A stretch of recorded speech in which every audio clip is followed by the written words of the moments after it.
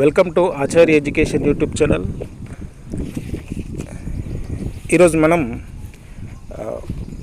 భాషా వివిధ రూపాలకు సంబంధించినటువంటి అంశాన్ని మనం తెలుసుకుందాం. ఎస్జిటికి సంబంధించినటువంటి అంశాల్లో మనకు ఈ 4 అంశాలు: ప్రాచీన ఆధునిక కవులు, రచయితలు, విశేషాలు, వివిధ సాహిత్య ప్రక్రియలకు సంబంధించి, తర్వాత భాష వివిధ రూపాలు, తర్వాత పదజాలానికి సంబంధించినటువంటి 4 ఏరియాస్ మనకి ఇచ్చారు. తెలుగుకు సంబంధించినటువంటి 9 మార్కుల విభాగంగా. అయితే దీనికి సంబంధించి మనకు ఈ 2 అనేటివి మనం టచ్ చేసాం. తర్వాత నెక్స్ట్ భాషా వివిధ రూపాలకు సంబంధించి శాసన భాషకు సంబంధించినటువంటి అంశాలు తెలుసుకుందాం. ఈ భాషా వివిధ రూపాలు అనేటువంటిది మనకు ఎస్జిటికి సంబంధించి ఉంది. తర్వాత ఎల్పిలో మనకు లాంగ్వేజ్ పండిట్ సంబంధించి కానీ, స్కూల్ అసిస్టెంట్ సంబంధించి కానీ తీసుకుంటే దాంట్లో 6th యూనిట్గా ఉంది. దీంట్లో మనకు 3rd యూనిట్గా ఉంటే వారికి 6th యూనిట్గా ఉంది. ఇవన్నీ కూడా సేమ్, కాకపోతే ఎస్జిటి లెవెల్లో కాస్త మామూలుగా ఉంటుంది questions. Language Pandit, school assistant స్థాయి కనుక వెళ్తే అక్కడ కాస్త డెప్త్గా క్వశ్చన్స్ ఇచ్చేటువంటి అవకాశం ఉంది. మనం ఈరోజు భాషా వివిధ రూపాలైనటువంటి శాసన భాష గురించి మనం ఇప్పుడు తెలుసుకుందాం. శాసన భాషా వివిధ రూపాలకు సంబంధించి శాసన భాషలో మొదలు మనం శాసన భాషకు సంబంధించి తెలుసుకుందాం. శాసన భాషలో మనకు 2 రకాలైనటువంటి శాసనాలు ఉన్నాయి. అంటే ముందు శాసనం అంటే ఏంటో తెలుసుకుందాం. పూర్వకాలంలో మన తెలుగు భాషకు సంబంధించినటువంటి ఏ విధమైనటువంటి ఆధారాలు ఉన్నాయో తెలుసుకోవడానికి శాసనాలను అధ్యయనం చేశారు. అంటే ఆ శాసనాల్లో ఉన్నటువంటి భాషను ఏ విధంగా ఉంది, ఏ సమయాల్లో ఏ విధంగా ఉందో మనం తెలుసుకోవడానికి మనకి శాసన భాష అనేది ఉపయోగపడుతుంది. ఈ శాసన భాష స్వరూపాన్ని, ప్రాచీన తెలుగు భాష స్వరూపాన్ని గుర్తించడానికి ఉన్న ఏకైక ఆధారం శాసనాలు. మరి ప్రాచీన కాలంలో తెలుగు భాష ఏ విధంగా ఉందో గుర్తించడానికి ఒకే ఒక ఆధారం ఏంటంటే, ఆ ఆధారం శిలాశాసనాలు ఒకటి, రెండోది తామ్ర శాసనాలు. శిలాశాసనాలకు సంబంధించి ఏంటంటే మనకు రాతిపైన వేసేటువంటి శాసనాలను మనం శిలాశాసనాలు అంటున్నాం. తర్వాత రాగి రేకుల పైన వేసేటువంటి శాసనాలను తామ్ర శాసనాలు అంటున్నాం. ఈ విధంగా మనకు ఈ 2 రకాల ఉన్నటువంటి ఈ మన తెలుగు భాషకు సంబంధించినటువంటి ఆధారాలు. అయితే తెలుగు శాసనాలపై విశిష్టమైనటువంటి పరిశోధన చేసినటువంటి వారు, తెలుగు శాసనాలపై విశిష్టమైన పరిశోధన చేసినటువంటి వారు కందప్పశెట్టి కె రంగనాథాచార్యులు. ప్రాంగణన యుగంలోని 269 శిలా మరియు తామ్ర శాసనాలను పరిశీలించి భాషా స్వరూపాన్ని తెలిపినటువంటి వారు డాక్టర్ బూదరాజు రాధాకృష్ణ. మనకు తెలుగు శాసనాలపై విశిష్టమైన పరిశోధన చేసినటువంటి వారు కందప్పశెట్టి కె రంగనాథాచార్యులు. అయితే మరి ప్రాంగణన యుగ కాలంలో ఉన్నటువంటి 269 శిలా మరియు తామ్ర శాసనాలను పరిశీలించి భాష యొక్క స్వరూపాన్ని తెలిపినటువంటి వారు బూదరాజు రాధాకృష్ణ. మరి ప్రాంగణన యుగంలోని భాషా విశేషాలను బూదరాజు రాధాకృష్ణ ఉదాహరణలతో సహా వివరించడం జరిగింది. క్రీస్తుపూర్వం 200 నాటి బట్టిప్రోలు శాసనం బ్రాహ్మీ లిపిలో కానవస్తుంది. ఇవన్నీ కూడా మనకు బిట్ వైజ్గానే ఉన్నాయి. బిట్ వైజ్గా మనం ఒకసారి చర్చించుకుందాం. క్రీస్తుపూర్వం 200 సంవత్సరం నాటికి ఏ శాసనం? బట్టిప్రోలు శాసనంలో ఏ లిపి కానవస్తుంది అంటే బ్రాహ్మీ లిపి కానవస్తుంది. ఎప్పుడు? క్రీస్తుపూర్వం 200 అప్పుడు. తర్వాత తెలుగులో కనిపించేటువంటి మొట్టమొదటి శాసనం కలమల్ల శాసనం. తెలుగుకు సంబంధించినటువంటి కనిపించేటువంటి మొట్టమొదటి శాసనం ఇది చాలాసార్లు మనకు డిఎస్సి పాయింట్ ఆఫ్ వ్యూలో రావడం జరిగింది, కలమల్ల శాసనం. తర్వాత క్రీస్తు శకం 575 కడప జిల్లా కమలాపురం తాలూకా ఎర్రగుడిపాడు గ్రామంలోని చెన్నకేశవ స్వామి గుడిలో కలమల్ల శాసనం లభించింది. అందుకే దీనిని ఎర్రగుడిపాడు శాసనం అని కూడా పిలుస్తారు. అంటే తెలుగులో మొట్టమొదటి శాసనం ఏదంటే కలమల్ల శాసనం అంటారు. మరి ఇది ఎప్పుడు? క్రీస్తు శకం 575 కడప జిల్లా కమలాపురం తాలూకా ఎర్రగుడిపాడు గ్రామంలోని చెన్నకేశవ స్వామి గుడిలో కలమల్ల శాసనం ఉన్నది. ఇప్పటికి కూడా చెన్నకేశవ స్వామి గుడిలో కలమల్ల శాసనం ఉన్నది. దీనిని ఏమంటామంటే ఎర్రగుడిపాడు శాసనం అని కూడా పిలుస్తారు. మొట్టమొదటి శాసనం కలమల్ల శాసనం అన్నా, తర్వాత ఎర్రగుడిపాడు శాసనం అన్నా రెండూ ఒకటే. క్రీస్తు శకం 9వ శతాబ్దం నుండి సంస్కృత భాష ప్రభావం వల్ల తెలుగులోకి వచ్చిన కర్మణీ ప్రయోగం గల వాక్య నిర్మాణం కానవస్తుంది. కర్తరి కర్మణి వాక్యాలు ఉన్నాయి కదా, అయితే సంస్కృత భాషా ప్రభావం వల్ల మనకు కర్మణి ప్రయోగం గల వాక్య నిర్మాణం కానవస్తుంది. ఎప్పటి నుంచి? క్రీస్తు 9వ శతాబ్దానికి సంబంధించి. ఇది మనకు దీనికి సంబంధించినటువంటి ఇంట్రడక్షన్. దీంట్లో కందప్ప శెట్టి, కేకే రంగనాథాచార్యులు, తర్వాత 269 శిలాతామ్ర శాసనాలు, బూదరాజు రాధాకృష్ణ, తర్వాత 200 క్రీస్తు పూర్వం 200 నాటి బట్టి ప్రోలు శాసనం బ్రాహ్మీ లిపిలో కానవస్తుంది. తెలుగులో వచ్చినటువంటి మొట్టమొదటి శాసనం కలమల్ల శాసనం. ఇది ఎక్కడ ఉందంటే ఎర్రగుడిపాడికి సంబంధించినటువంటి శాసనం అని. తర్వాత 9వ శతాబ్దం నుండి సంస్కృత భాషా ప్రభావం వల్ల తెలుగులో వచ్చిన కర్మణి ప్రయోగం గల వాక్య నిర్మాణం కానవస్తుంది అనేటువంటిది ఇది ఇంట్రడక్షన్. ఇక శాసన భాష లిపికి సంబంధించి తెలుసుకుందాం. శాసన భాష లిపికి సంబంధించి బట్టిప్రోలు శాసనంలో కనిపించేటువంటి లిపి ఏ లిపి అంటే బ్రాహ్మీ లిపి.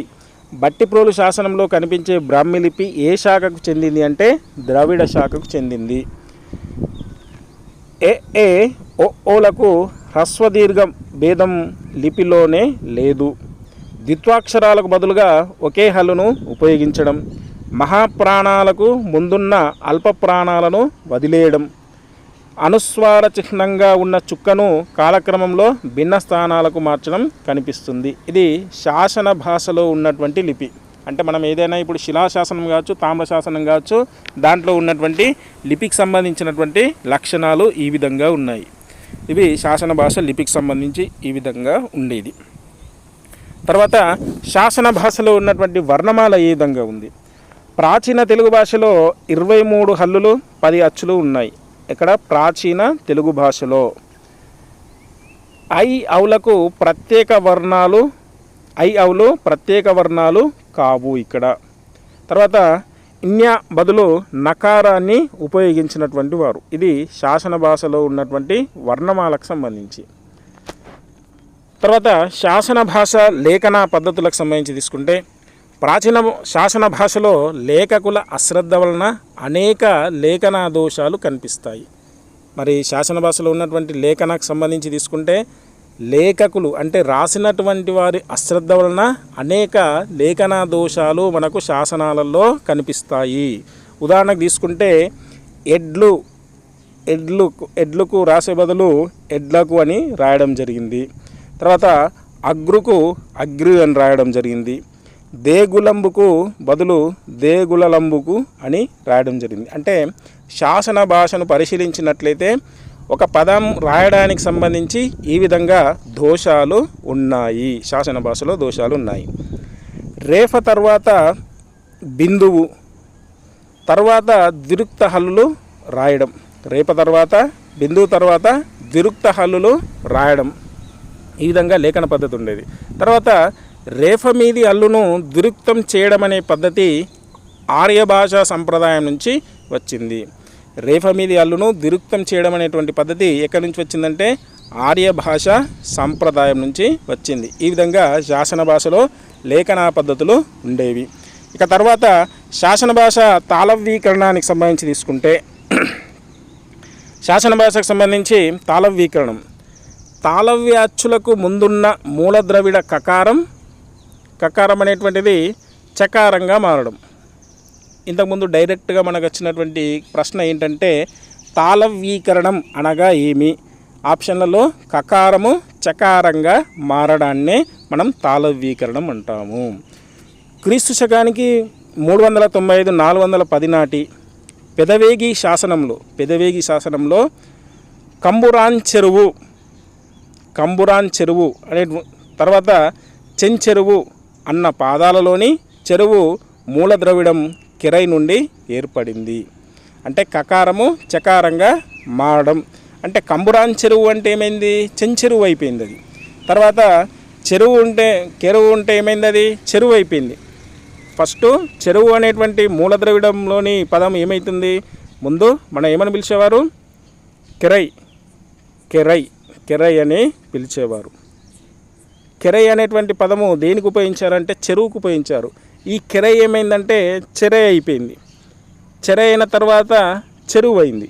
అంటే ఇక్కడ ఉన్నటువంటి కకారము చకారంగా మారడం, ఈ కకారం చకారంగా మారడమే తాళవ్యీకరణం. ఇంకా 3వ శతాబ్ది నాటి నాగార్జునకొండ శాసనంలోని చిలాతకు మూల రూపం కిలాత. అంటే కిలాత అనేటువంటిది ఏ విధంగా మనకి ఇప్పుడు ఉందంటే చిలాత, ఇదే ఏమైంది చిలుకగా కావడం జరిగింది.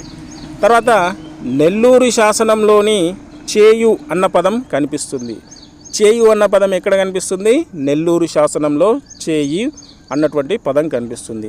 తర్వాత భైరవకొండ శాసనంలో కేసిన, కేసిరి అన్న పదాలు కనిపిస్తాయి. ఇవి మనకు శాసన భాషలో తాళవ్వీకరణానికి సంబంధించి. ఇంకా ఈ శాసన భాషలో తాళవ్వీకరణం మార్పు ఎట్లా జరిగిందో మనము దానికి సంబంధించినటువంటి కొన్ని అంశాలు తెలుసుకుందాం. క్రీస్తుపూర్వం 300 నుంచి క్రీస్తు శకం 1 మధ్యలో జరిగినది అనేటువంటి మార్పు ఎట్లా జరిగిందో తెలియజెప్పింది బరో అనేటువంటి వాళ్ళు చెప్పడం జరిగింది. తర్వాత మూల ద్రవిడంలో జరిగింది అనేటువంటిది కోరాడ రామకృష్ణ చెప్పాడు. దక్షిణ ద్రావిడం నుండి తెలుగు విడిపోయే కాలంలో బద్రిరాజు కృష్ణమూర్తి చెప్పాడు. 5వ శతాబ్దికి ముందు కాలంలో బద్రిరాజు కృష్ణమూర్తి చెప్పడం జరిగింది. తెలుగు సాహిత్యం ఏర్పడడానికి ముందు బద్రిరాజు కృష్ణమూర్తి తాళవ్వీకరణ మార్పులకు సంబంధించి తెలియజేయడం జరిగింది. తర్వాత శాసన భాష వర్ణ వ్యత్యయం గురించి తెలుసుకుందాం. ఇవన్నీ మనకు బిట్స్ రూపకంగానే ఉన్నాయి. ఇవన్నీ మనం కాస్త ఈ శాసన భాష అనేది కష్టమైనది, క్లిష్టమైనది. ఈ బిట్ రూపకంగా కొద్దిగా గుర్తుంచుకోవడానికి ప్రయత్నం చేయాలి. హెచ్జిటి అయినా, ఎల్పి అయినా, ఎస్ఏ అయినా ఇది చదవడానికి చాలా ఇబ్బందికరమైనటువంటి టాపిక్ శాసన భాషకు సంబంధించి. కాబట్టి బిట్ వైజ్ మీకు గుర్తుపెట్టుకుంటే ఈజీగా ఉంటుంది. ఇక వర్ణ వ్యత్యయానికి సంబంధించి తెలుసుకుందాం. ప్రథమాక్షరం మీద నుంచి ద్వితీయాక్షరం మీదికి ఊనిక మాడడం వలన వర్ణ వ్యత్యయం ఏర్పడుతుంది. ఇది శాసన భాషకు సంబంధించి. వర్ణ వ్యత్యయం ఏ విధంగా ఏర్పడుతుందంటే ప్రథమాక్షరం మీద నుంచి ద్వితీయాక్షరం మీదికి ఊనిక మాడడం వలన వర్ణ వ్యత్యయం ఏర్పడుతుంది. వర్ణ వ్యత్యయంతో పాటు కూడా జరిగిందని బద్రిరాజు కృష్ణమూర్తి పేర్కొనడం జరిగింది. వర్ణ వ్యత్యయానికి శాసన భాషలో వర్ణ వ్యత్యయానికి సంబంధించినటువంటి పేర్కొన్న వాళ్ళు ఎవరంటే బద్రిరాజు కృష్ణమూర్తి.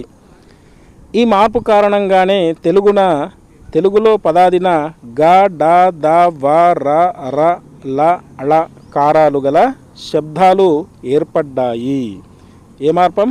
వర్ణ వ్యత్యయం వల్లనే ఈ అక్షరాలన్నీ కూడా ఏర్పడడం జరిగింది. లోన అనేటువంటిది తీసుకుంటే ఒలన నుంచి అనేటువంటిది వచ్చింది. గారి అనేటువంటిది వారి నుంచి వచ్చింది. ఇరండు నుంచి వచ్చింది. ఇలాంటివి కూడా కాస్త ఇంపార్టెంట్. ఈ పదాలు కూడా మనకు ఇవ్వవచ్చు, రావచ్చు. లోన అనేటువంటి పదం ఏ పదం నుంచి, ఏ వర్ణ వ్యత్యయం నుంచి రావడం జరిగిందంటే ఒలన. గారి అనేటువంటిది వారి నుంచి రావడం జరిగింది. అనేటువంటిది ఇరండు నుంచి రావడం జరిగింది. ఈ అంశాలు గుర్తుపెట్టుకోవాలి. ఇక తర్వాత శాసన భాష వర్ణ సమీకరణానికి సంబంధించి తెలుసుకుందాం. శాసన భాషలో వర్ణ సమీకరణం ఏ విధంగా జరిగింది అనేటువంటిది. శాసనాలలో వర్ణ సమీకరణం జరిగిన రూపాలు ఉదాహరణకు కొట్టారు, పెర్తల్ అనేటువంటిది అంశాలు ఇచ్చారు. ఇది వర్ణ సమీకరణం. ఇంకా దీనికి సంబంధించినటువంటి మళ్ళీ కొన్ని బిట్స్ మనం వేరే పబ్లికేషన్ సంబంధించినటువంటి మళ్ళీ డిస్కషన్ చేద్దాం.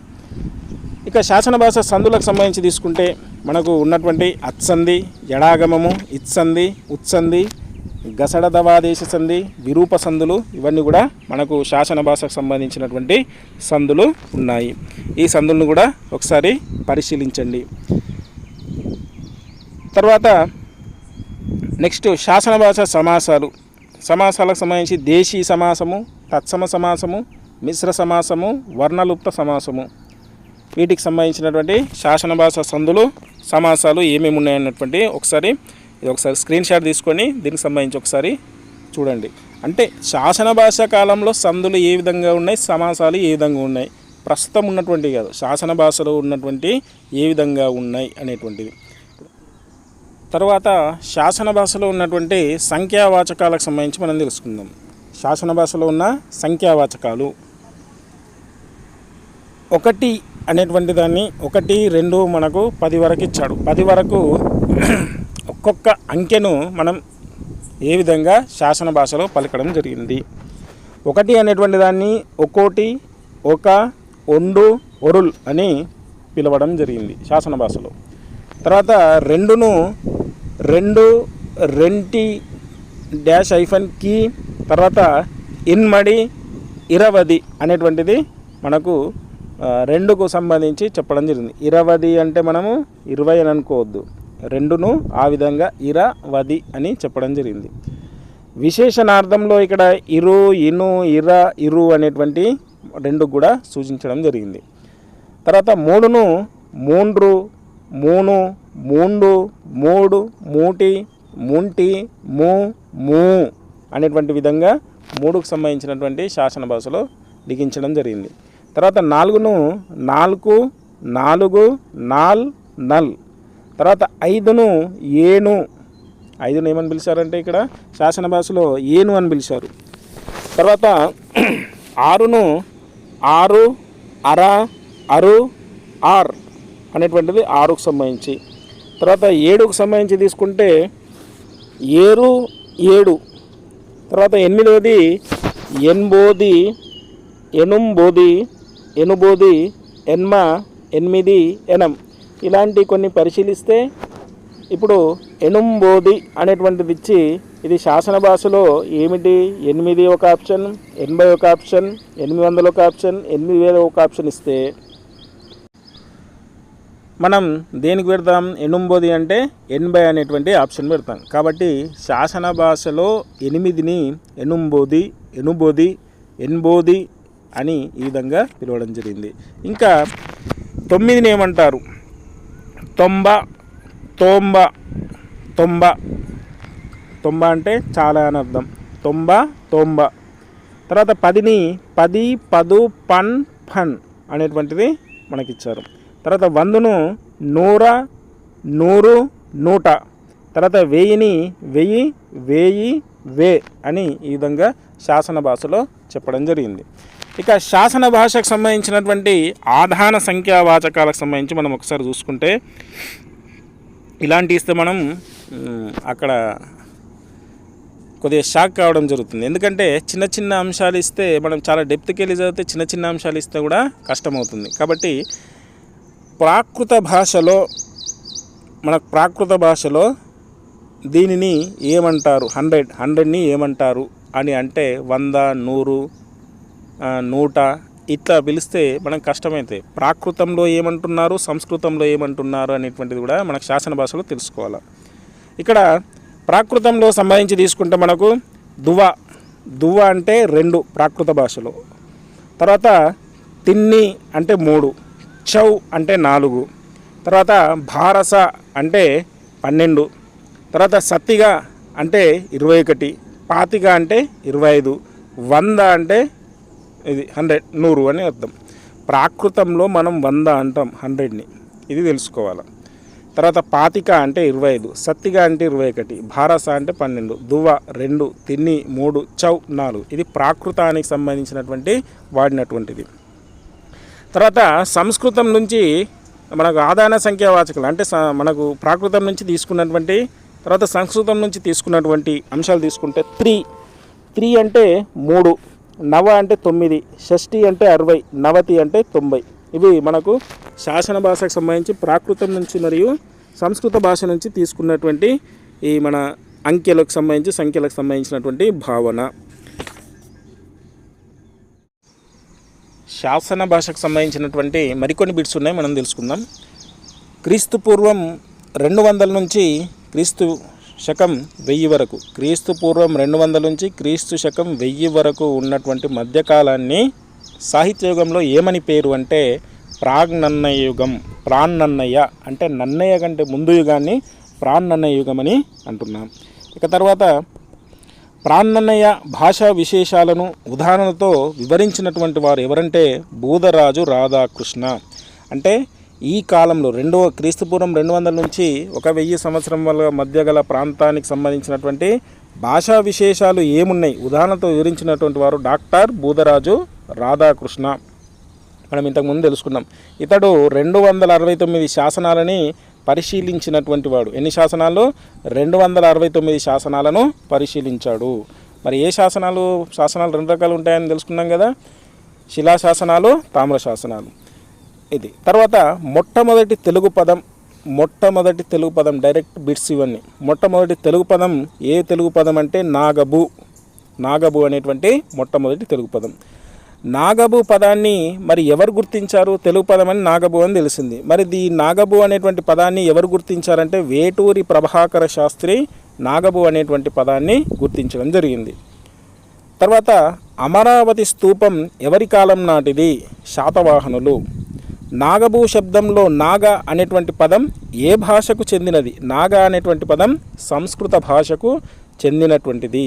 మరి నాగబులో బు అనేటువంటి పదం అమహద్వాచక ప్రథమైక వచనం అనేటువంటిది.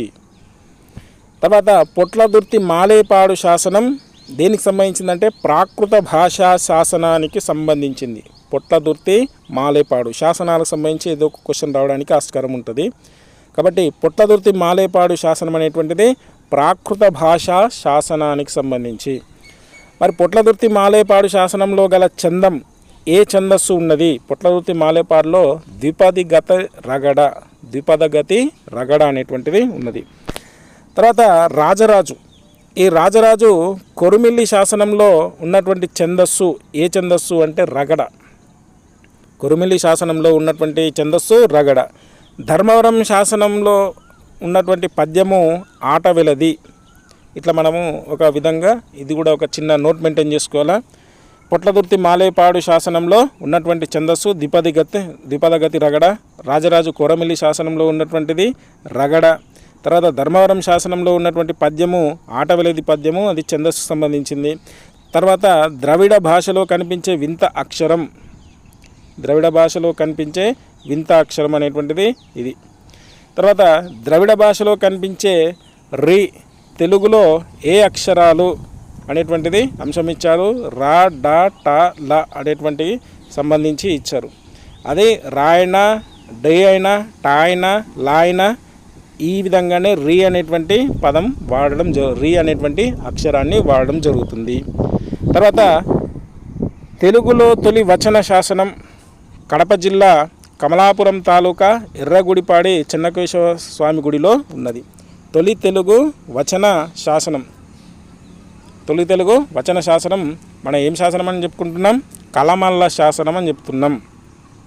కలమల్ల శాసనాన్ని మనం ఎర్రగుడిపాడు శాసనం అని కూడా అంటున్నాం. ఈ ఎర్రగుడిపాడు అనేటువంటిది మన కడప జిల్లా కమలాపురంలోని ఎర్రగుడిపాడులోని చెన్నకేశవ స్వామి గుడిలో ఉంది. ఎర్రగుడిపాడు శాసనాన్ని వేయించినటువంటి వారు ఎవరు? మరి ఎరికల్ ముత్తిరాజు వేయించడం జరిగింది ఎర్రగుడిపాడు శాసనాన్ని.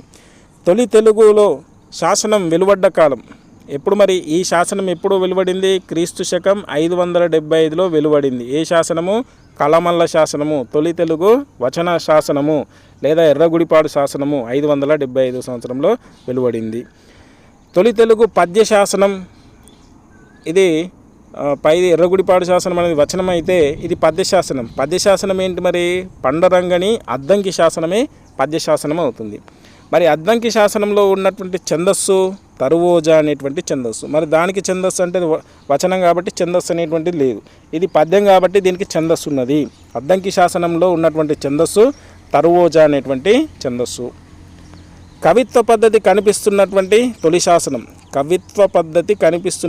తొలి శాసనం ఏంటంటే యుద్ధమల్లుని బెజవాడ శాసనం. యుద్ధమల్లుని బెజవాడ శాసనంలో ఏం కనిపిస్తుందంటే కవిత్వ పద్ధతి కనిపిస్తుంది. అంటే దాంట్లో ఆ శాసనంలో కవిత్వం అనేటువంటిది కనబడుతుంది. ఇది ఎప్పటిదంటే క్రీస్తు శకం 898 సంవత్సరం నాటిది. తర్వాత తొలి పద్య శాసనమైన పండరంగని అద్దంకి శాసనం ఏ సంవత్సరానికి చెందినది? ఇది క్రీస్తు శకం 848.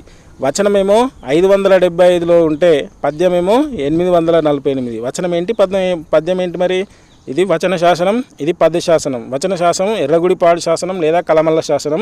పద్య శాసనం మనం పండరంగని అద్దంకి శాసనం అని చెప్పుకుంటున్నాం. ఇక తర్వాత జయసింహ వల్లభుని విప్పర్ల శాసనంలో తెలుగు సంస్కృత పదాల సంఖ్య మొత్తం 641 ఉన్నాయి. అంటే జయసింహ వల్లభుడు వేసినటువంటి విప్పర్ల శాసనంలో తెలుగు మరియు సంస్కృత పదాల సంఖ్య కలిపి మొత్తం 641 ఉన్నాయి. రాజరాజు కోరుమిల్లి శాసనం ఏ సంవత్సరానికి చెందినది? 1022కు సంబంధించినటువంటిది. శాసనాలలో కనిపించని ఛందస్సు శార్దూలము. ప్రాగ్నన్న యుగంలో దొరకని క్రియారూపాలు ఏంటంటే ఉత్తమ పురుష ఏకవచన క్రియారూపాలు దొరకలేదు ప్రాగ్నన్న యుగంలో. తర్వాత మణికి సింగన సకల నీతి సమ్మతము అనేటువంటి గ్రంథంలో మణికి సింగన ఏం రాశాడు? సకల నీతి సమ్మతము అనేటువంటి గ్రంథంలో నన్నయ్య కంటే పూర్వుడని ఎవరి గూర్చి తెలిపారు? గజాంకుశుడు తెలిపాడు. మణికి సింగన సకల నీతి సమ్మతము అనేటువంటి గ్రంథంలో నన్నయ్య కంటే పూర్వుడని ఎవరు తెలిపారు అంటే గజాంకుశుడు తెలిపారు. తర్వాత రెండో యుద్ధమల్లుని కుమారుడు బాధక మహారాజు వేయించిన శాసనం ఆరుంబాక శాసనం. ఆరుంబాక శాసన ఏ కాలం నాటిదంటే క్రీస్తు శకం 980 సంవత్సరం కాలం నాటిది. నన్నయ్య గద్య రచనను పోలినటువంటి శాసనం కొరివి శాసనం. ఇది వేయించింది ఎవరంటే చాళుక్య భీముడు వేయించినటువంటి శాసనం కొరివి శాసనం. మరి కొరివి శాసనం ఎవరిని పోలి ఉంది అంటే నన్నయ్య గద్య రచనను పోలి ఉన్నటువంటిది. బెజవాడ యుద్ధమల్లుని శాసనంలో ఏ పద్యాలు ఉన్నాయి? 5 మధ్యాక్కరలు. బెజవాడ యుద్ధమల్లుని శాసనంలో ఏమున్నాయంటే 5 మధ్యాక్కర పద్యాలు ఉన్నాయి.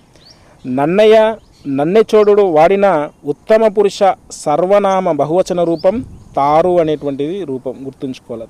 దీర్ఘమిస్తే రాక్కొమ్ము తారు అనేటువంటిది వాడడం జరిగింది. నన్నయ్య మరియు నన్నెచోడు ఇద్దరు వాడినటువంటి ఉత్తమ పురుష సర్వనామ బహువచన రూపం తాము అనేదానికి తారు అనేటువంటిది వాడడం జరిగింది. క్రీస్తు శకం 1000లో గూడూరు శాసనం వేయించినది మిరియాల కామసాని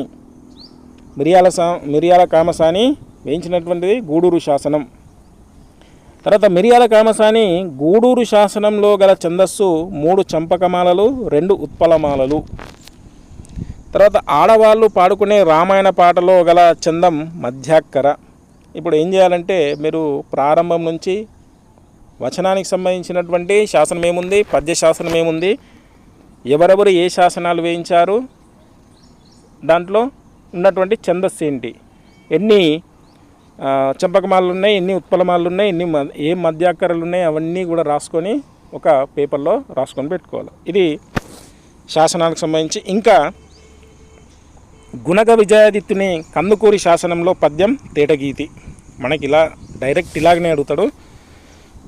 గుణగ విజయాదిత్యుని కందుకూరి శాసనంలో గల పద్యము తేటగీతి ఛందస్సుకు సంబంధించినటువంటిది. తర్వాత ప్రాంగణ యుగంలో విశేషణ రూపాలు దొరకని సంఖ్యావాచకం 7. మనం ఇప్పుడు ప్రాకృతంలో మనం తెలుసుకున్నాం కదా, అలాగే ప్రాంగణ యుగంలో విశేషణ రూపాలు దొరకని సంఖ్యావాచకం 7కు సంబంధించినటువంటి విశేషణ రూపాలు ఎక్కడ దొరకలేవు అంటే అవన్నీ స్టడీ చేస్తూనే తెలిసినాయి. తర్వాత కథ ప్లస్ కథను సరణి అని తెలుగు సంధిని పాటించినటువంటి వాడు చెంగల్వ కాలకవి. రాజగోపాల విలాసానికి సంబంధించినటువంటి రాసినటువంటి వాడు చెంగల్వ కాలకవి ఈ సంధిని పాటించాడు, కథ ప్లస్ అనుసరణి అనేటువంటిది. తర్వాత తెలుగు శాసనాలపై విశేషణీయమైనటువంటి కృషి చేసినటువంటి వారు కందప్ప శెట్టి, కేకే రంగనాథాచార్యులు. ఇది మనం ఆల్రెడీ ఫస్ట్ తెలుసుకున్నాం. ప్రాంగణయ కాలపు ఆంధ్ర భాషా స్వరూపాన్ని గుర్తించడానికి ఆధారాలు ఏమున్నాయి? మరి శాసనాలే. మనం తెలుగు భాషకు ఏ విధంగా ఉందనేటువంటి తెలుసుకోవడానికి శాసనాలే ఆధారం. ఎడ్లకు అని రాస్తే ఏ దోషం? భాషా మూలక దోషం. శాసన భాషలో గల దోషాలు ఎన్ని? మామూలుగా 4. అగ్ని ప్లస్ తనిఖీ అనేటువంటిది వాండైన. ఏ దోషాలు? ఇవి శిల్పీకృత దోషాలు. తర్వాత తల్చి, కలుగు ఈ పదాలు ఉచ్చారణ సూచికలు. తర్వాత తేల్కొంద, ఉత్తరాయణ పదాలు ఏ దోషాలంటే పాఠకకృత దోషాలు. శిల్పుల అజ్ఞానం వల్ల, అశ్రద్ధ వల్ల ఏర్పడిన దోషాలు ఏ దోషాలంటే లేఖన దోషాలు. ఈ విధంగా దోషాలకు సంబంధించి ఒకసారి ఇది కూడా గుర్తుపెట్టుకోండి. మనకు సింపుల్ ఇట్లా ప్రశ్న వస్తే ప్రశ్నకు సంబంధించి గుర్తుపట్టడానికి ఈజీ ఉంటాయని గుర్తుంచుకోవడం చాలా కష్టము, అది గుర్తుంచుకోండి. శాసనంలో వర్ణమాలలో ఎన్ని అక్షరాలు ఉన్నట్లు తెలుస్తుంది? 23 అక్షరాలు. శాసనంలోని వర్గానునాసికకు పర్యాయ పదం పూర్ణానుస్వారం. పదాదిలో శాసన భాషలో లేనటువంటి వర్ణాలు అంటే శాసన భాషలో ఈ పదాలకు సంబంధించినటువంటి ఏమీ లేవు అంటే ఎన్య, ఎని, అళ, హ, అణ, ట అనేటువంటి లేవు.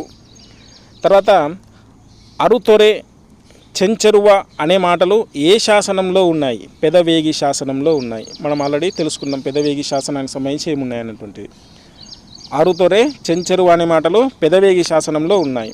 తర్వాత శాసనంలో లిపి సంకేతనం లేనిది అనుస్వారం అని చెప్పబడుతుంది. తర్వాత తాళవ్యాచ్యులకు ముందున్న ప్రాచీన ద్రవిడ కకారం తెలుగులో ఎలా మారింది అంటే చకారంగా మారింది. తాళవ్యీకరణం అంటే కకారము చకారంగా మారడమే తాళవ్యీకరణం. చిట్టేరు, నూరు శబ్దాలలో శకట రేప లేదు. ఇది ఎప్పటి శాసనం అంటే 8వ శతాబ్దానికి సంబంధించిన శాసనం. 8వ శతాబ్దికి సంబంధించినటువంటి శాసనంలో చిట్టేరు, నూరు అనేటువంటి శబ్దాలు ఉన్నాయి. తర్వాత నాగార్జునకొండ ప్రాకృత శాసనంలో లభిస్తున్న పదం చిలాత. నాగార్జునకొండకు సంబంధించినటువంటి ప్రాకృత శాసనంలో లభిస్తున్నటువంటి పదం చిలాత. తర్వాత భీమునిపట్నం తాలూకా ముంజేరులో గల శాసనంలో కనిపిస్తున్నటువంటి పదం కేచిన. తర్వాత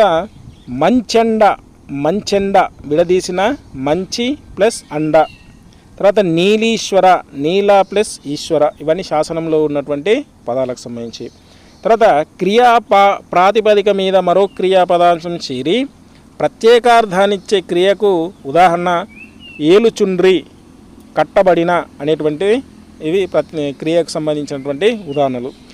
ప్రాకృతం నుండి తెలుగులోనికి వచ్చిన సంఖ్యావాచక రూపం 100. మనం ఇదివరకు తెలుసుకున్నాం. ప్రాకృతం నుంచి తెలుగులోనికి వచ్చినటువంటి సంఖ్యారూపం 100 అంటే ఆప్షన్స్ దాంట్లో చూడాలి. సంస్కృతం నుండి తెలుగులోకి వచ్చిన సంఖ్యావాచక రూపాలు శత, నవతి, సహస్ర, కోటి. కోటి అనేది కూడా సంస్కృతం నుంచే వచ్చింది. తర్వాత తెలుగులో సంఖ్యావాచకాలు ఏమున్నాయి ఒకసారి చూడండి. 10, 100, 1000, ఏను, ఏరి, 1 మొదలగున్నాయి. మనం ఆల్రెడీ ఆ టేబుల్లో అన్నీ తెలుసుకున్నాం ఆల్రెడీ ఏమేమి ఉన్నాయి. సంస్కృతం నుంచి ఏమున్నాయి, తర్వాత ప్రాకృతం నుంచి ఏమున్నాయి, మళ్ళీ 1 అనేటువంటి నుంచి 10 వరకు ఏమేమి ఉన్నాయి అనేటువంటి మనం ఆల్రెడీ తెలుసుకున్నాం. తర్వాత అర, అడ్డ అనే పదాలు ఏ భాషా పదాలు? ఇది ప్రాకృత భాషకు చెందినటువంటి పదాలు అర, అడ్డ అనేటువంటి. తర్వాత మైదవోలు శాసనం వేయించినటువంటి వాడు శివస్కందవర్మ. ఆరుంబాక శాసనం వేయించినటువంటి వారు ఎవరంటే 2వ యుద్ధమల్లుని కుమారుడు బాధక మహారాజు వేయించడం జరిగింది. తర్వాత పొట్లదుర్తి మాలయపాడు శాసనం వేయించినటువంటి వారు రేనాటి చోళ పుణ్యకుమారుడు. పొట్లదుర్తి మాలయపాడు శాసనం వేయించిన వారు రేనాటి చోళ పుణ్యకుమారుడు. ప్రాజ్ఞన్య యుగంలో 2 రకాల శాసనాల పేర్లు శిలాశాసనం, తామ్రశాసనం. మనకు 2 రకాలు ఉంటాయి శాసనాలు. ఆ 2 రకాల శాసనాల్లో 269 శిలాశాసనాలు పరిశీలించి భాషా స్వరూప స్వభావం తెలిపినటువంటి వారు డాక్టర్ బూదరాజు రాధాకృష్ణ దానికి సంబంధించి మనం ఆల్రెడీ తెలుసుకున్నాం. తర్వాత ఆంధ్రదేశాన్ని పాలించినటువంటి తొలి రాజవంశం శాతవాహనులు. వలపల గిలకకు ప్రాజ్ఞన్య యుగంలో ఏ అక్షరంగా పలికేవారు? రేఫ. వలపల గిలకకు రేఫ అని పలికేటువంటి వారు. నన్నయ్య, నన్నచోడు ఇద్దరూ ప్రయోగించిన తెలుగు శబ్ద స్వరూపాలు తెలుగు, తెలుగు, తెలుగు, తెలుగు. తెలుగు పక్కకు అరసున్న అనేటువంటిది ఉంది. ఈ తెలుగు, తెలుగు అనేటువంటి నన్నయ్య, నన్నచోడు ఇద్దరు ప్రయోగించినటువంటి తెలుగు సంబంధించినటువంటి శబ్ద రూపాలు. తర్వాత తొలి గద్య శాసనాన్ని వేయించినటువంటి వారు మనం తెలుసుకున్నాం కదా, ఎరికల్ ముత్తిరాజు. తర్వాత జినవల్లుబుని కుర్క్యాల శాసనంలో గల ఛందస్సు కందం. ఇది మనకు తెలంగాణకు సంబంధించినటువంటిది ఇంపార్టెంట్. దాంట్లో ఏమేమి ఉన్నాయని కూడా అడుగుతాడు. తర్వాత మహిళలు పాడుకునేటువంటి రామాయణ పాఠం అనేటువంటిది ఏ విధంగా ఉంటుందంటే మధ్యాకర ఛందస్సులో ఉంటుంది. తర్వాత గుణగ విజయాదిత్యుని రామాయణం పాట ఏ ఛందస్సులో ఉందంటే చంపకమాలలో ఉంది. తర్వాత తాళవ్యాచులకు ముందున్న ఖ అనేటువంటి అక్షరం చకారంగా మారడాన్ని ఏమంటారంటే తాళవ్యీకరణం అనేటువంటిది అంటారు. తర్వాత పని అనే శబ్దానికి ప్రాచీన శాసన రూపం ఫణి, అని, అణాకు గుడి, పనికి, పణికి. శాసన భాషలో బహువచన ప్రత్యయాలు లు, లు బహువచనానికి సంబంధించి. తర్వాత శాసన భాషలో లేని విభక్తి షష్ఠీ విభక్తి. ఇలాంటి చిన్న చిన్నవి చాలా ఇంపార్టెంట్ ఉంటాయి, చూసుకోవాలి. శాసన భాషలో లేని విభక్తి షష్ఠీ విభక్తి. తర్వాత కకారం చకారంగా మారడాన్ని తాళవ్యీకరణం అని చెప్పడం జరుగుతుంది. తర్వాత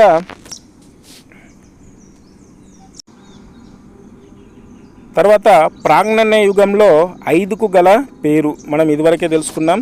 5ను ఏమని అంటారు అంటే ఏను అంటారు. 5ను ఏమని అంటారు. ప్రాంగణ్య యుగంలో విశేషణ రూపాలు దొరకని సంఖ్యావాచకం 7. ఇది కూడా మనం తెలుసుకున్నాం ఇప్పుడే. నాగబు యొక్క పరిపూర్ణ రూపం ఏంటంటే అసలు నాగబు అనేటువంటిది ఏ విధంగా ఉంది అంటే నాగబుద్ధ నాగబుధస్య అనేటువంటి పరిపూర్ణ రూపం. తర్వాత ఉత్సంధి ప్రాంగణ్య యుగంలో ఎలా విధించబడేది, బహుళ రూపంలో ఉత్సంధి ఉండేది. తర్వాత 8-11 శతాబ్దాల మధ్య కాలంలో గసడదవ దేశ సంధి ఏ రూపంలో ఉండేది, నిత్యంగా ఉండేది. 6-9 శతాబ్దాల మధ్య కాలంలో ధృత సంధి అనేటువంటిది వైకల్పికంగా ఉండేది. వర్ణ సమీకరణం సాహిత్యం ఏర్పడడానికి ముందు కాలంలో జరిగిందని అన్నది టి బరో, బద్రిరాజు కృష్ణమూర్తి. తర్వాత వర్ణ సమీకరణం ఎన్ని విధాలు? వర్ణ సమీకరణం 2 విధాలు. అణపోతులు కన్య అను బో రాజు అనేటువంటి శాసనాల్లోని పదాలు ప్రాణివాచకాలు. ఇవన్నీ కూడా ప్రాణివాచకాలు, ప్రాణులకు సంబంధించినటువంటి ఉచ్చరించేటువంటి పదాలు, అక్షరాలు. తర్వాత కండస్వామి, గొళ్ళపల్లు, యోగ మూడు ఏ పదాలు? దేశ తద్భవ మిశ్రమ పదాలు ఇవి. తర్వాత అమృతపడి, గండభైరవి, జయమాడ, పోర్ముఖరామ ఏ రూపాలంటే దేశ తత్సమ మిశ్రమ రూపాలకు సంబంధించినటువంటి. తర్వాత ఘనరాచమణి, చౌషష్ఠి ఏ రూపాలు? తత్సమ తద్భవ మిశ్ర రూపాలు. తర్వాత వానపోతుల మత్స్యకు ఇచ్చిరి నేల ఏ వాక్యం అంటే ఇది కర్త లేని వాక్యం. దీంట్లో కర్త అనేటువంటి వాడు లేడు. వానపోతుల మత్స్యకు ఇచ్చిరి నేల విషయం ఉంది కానీ ఇలా కర్త లేనటువంటి వాక్యం. గండర ముత్రాజు పొడిచి పడియే రోంకు లాకు అనేటువంటి గండర ముత్రాజు పొడిచి పడియే రోంకు లాకు అను శాసనవాక్యంలో కర్తృపదం ఎక్కడ ఉన్నది అంటే వాక్యాంతంలో ఉన్నది. ఎవరికి ఇచ్చింది అనేటువంటిది. నీవు నా ప్రాణ సమానుండవైన చెలివి ఏ పురుష? మధ్యమ పురుష. ఇది ఏకవచన రూపంలో ఉంది. మణిప్రవాళ శైలి ఎప్పటి నుండి కనిపిస్తుందంటే పాల్కురికి సోమన నుంచి వస్తుంది. పాల్కురికి సోమన ఉపయోగించినటువంటి శైలి మణిప్రవాళ శైలి. మణిప్రవాళ శైలి ఎవరు ఉపయోగించారంటే పాల్కురికి సోమన. తర్వాత ఇందోరు దేనికి పక్షి అనేటువంటి శాసనానికి సంబంధించినటువంటిది ఏంటంటే క్రియాపదరహితం. కంచగార్లు కొట్టిరి ఇది ఏ రూపం? క్రియారూపం. పురుష ప్రత్యయాలు శాసనాల్లో ఎన్ని రకాలు? 5. కొచ్చు ప్లస్ ఇయ ఇది ఏ వాచకం? పురుషవాచకం. మంచ్ అండ ఏ వాచకం? ఇది ఆల్రెడీ తెలుసుకున్నాం, పురుషవాచకం. అనుపోతులు ఏ వాచకం? పురుషవాచకం. తర్వాత తాత్ ప్లస్ అమ్మ, కూచ ప్లస్ పోతికి ఏ వాచకాలు? స్త్రీ పురుష ఉభయవాచకాలు. ఆ పదాలను చూస్తే మనకు తెలిసిపోతుంది. తర్వాత ఇవి కూడా స్త్రీ పురుష ఉభయవాచకాలే. తర్వాత శాసనంలో కనిపిస్తున్న వ్యాకరణ విరుద్ధ వాక్యాలు మనోవల్లభి, ఉరమాల, ప్రధాని అనేటువంటి శాసనంలో కనిపిస్తున్న వ్యాకరణ సంబంధించినటువంటి విరుద్ధమైనటువంటి వాక్యాలు. తర్వాత పుద్ అలి, కండు ప్లస్ ఎరు, అత్ ఇలి లోని ఆలి, ఏరు, ఇలి అను ప్రత్యయాలు ఏంటంటే స్థలనామ ప్రత్యయాలు. శాసన భాషలో అలి, ఏరు, ఇలి అనేటువంటి ప్రత్యయాలు ఏంటంటే స్థలనామానికి సంబంధించినటువంటి ప్రత్యయాలు. తర్వాత పండు, ఊరు, కళా కుదురు, తాండ్రి కొండ్రలోని ఊరు, కుదురు, కొండ్ర అన్నటువంటి ప్రత్యయాలు కూడా ఇవి కూడా స్థలనామ ప్రత్యయాలే. తాండ్రి కొండ్ర అనేటువంటి ఊరు కూడా ఉన్నది. తర్వాత తామర కొలన్ ప్లస్ ఈ, ఒంగోడు ఏ ప్రత్యయాలంటే ఇవి కూడా స్థలనామ ప్రత్యయాలే. సంస్కృత సమమైన అంబ అను ప్రత్యయగల పదం స్త్రీవాచకం. అంబ అంటేనే స్త్రీవాచకానికి సంబంధించి. శాసన భాషలోని ఎరుంబోది, సోళ పదాలకు నేటి రూపం ఎరుంబోది అంటే 8, సోళ అంటే చోళ. ఇవి శాసన భాషకు సంబంధించి. శాసనాల్లో కనిపించే వ్యవహారిక పదాలు ఇస్తిమి, చేస్తిమి అనేటువంటిది శాసన భాషకు సంబంధించినటువంటి పదాలు ఉన్నాయి. తర్వాత శాసన భాషలో కర్మణి ప్రయోగం ఈ శతాబ్దం నుండి కనిపిస్తుంది, 9వ శతాబ్దం నుంచి కనిపిస్తుంది. తర్వాత కొరించే, కాదించే అను క్రియారూపాలు ప్రేరణార్థకాలు. క్రీస్తు శకం 1100 నుంచి 1899 వరకు మధ్యకాలం నాటి శాసనాలు సుమారు ఎన్ని ప్రచురించబడ్డాయంటే 2000 శాసనాలు ప్రచురించబడ్డాయి. శాసన భాషలో డ్ల స్థానంలో ళ, వచ్చి, ముళ్ళు, గుళ్ళు అను రూపాలు ఎప్పుడు ఏర్పడ్డాయంటే 14వ శతాబ్దంలో ఏర్పడ్డాయి. డ్ల అనేటువంటిది, లా అనేటువంటిది 14వ శతాబ్దంలో ఏర్పడ్డాయి. తర్వాత 1400 నుంచి 1599 క్రీస్తు శకం మధ్యకాలంలో శాసనాలు ఎన్ని పరిశోధకుల చేత గుర్తించబడ్డాయి? సుమారు 300. తర్వాత ఉర్దూ, ఆంగ్ల పదాలు కనిపిస్తున్నటువంటి శాసనాలు క్రీస్తు శకం 1600 నుంచి 1899 వరకు. తర్వాత క్రీస్తు శకం 1600 నుంచి 1899 మధ్య శాసనాల ప్రత్యేకత భాష ఆధునిక స్వరూపాన్ని సంతరించుకోవడం. భాష అనేటువంటి చాలా మార్పులు వచ్చాయి. తర్వాత వెల్లనూలు, దేవుని ప్రతిష్ట అను శాసన రూపాలు కర్మధారయ తత్పురుష సమాసాలకు సంబంధించినటువంటి. తర్వాత విప్పర్ల గోత్రులు పదం ఏ సమాసం? బహువ్రీహి సమాసం కలవారు, విప్పర్ల అనేటువంటి గోత్రం గలవారు. ప్రథమ విభక్తి పుంలింగ బోధకమైన ండు ఎలా మారింది? డూగా మారింది. నా కొమ్ము డా ఒత్తు, ండుకు ఎలా మారింది ప్రజెంట్ అంటే డూ అనేటువంటి మారింది.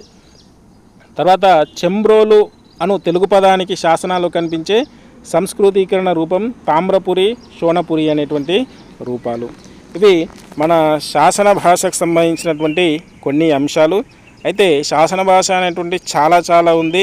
దానికి సంబంధించి మనం చెప్పుకోవాలంటే చాలా క్లాసులు పడతాయి. కాకపోతే ఇవి కొన్ని అంశాలు, శాసన భాష అంటే ఏంటి మనకు అర్థం కావడానికి ఉన్నటువంటి అంశాలు ఇవి.